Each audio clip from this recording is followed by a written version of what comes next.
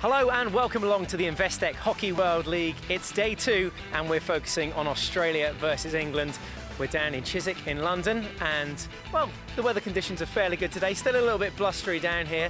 Thanks very much for your company, and alongside me is Helen Richardson. We got to see all the teams play yesterday, all 8 sides here in action. The pick of the bunch, who was your favourite out there? Who are going to be England's toughest opponents in this World Qualifier?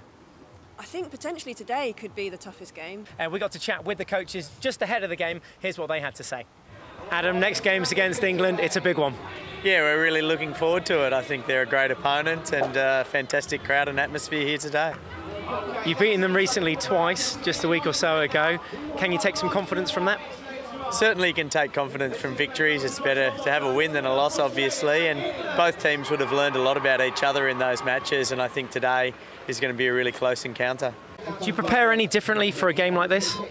There are some added complications with this because we know in this tournament it's the quarter-finals, semi-finals are the big games, and we're all lining ourselves up in the pools to play teams we prefer to in the other group. And the girls will take a lot of confidence from yesterday's game, that 4-1 victory. They've got some great youngsters in the squad, a good wealth of experience, a lot of Olympic bronze medalists in there as well from the GB squad. Yeah, definitely. You know, we're set up really nicely for this game. Who do you see as the danger players for this new England setup?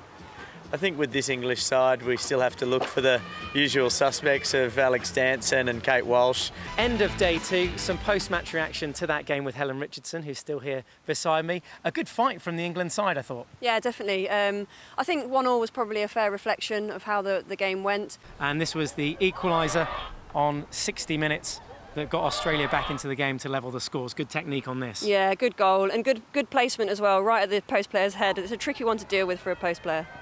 Welcome back to the final day's play here at the INVESTEC World Hockey League. Australia have beaten England and they've beaten them convincingly on the day. 3 goals in it, 3-0 the final score. Adam Commins and the Hockeyroos celebrate, and well, it wasn't to be England's day today. What was missing today, Helen? I think, to be honest with you, the Australians just put in a very strong, mature performance.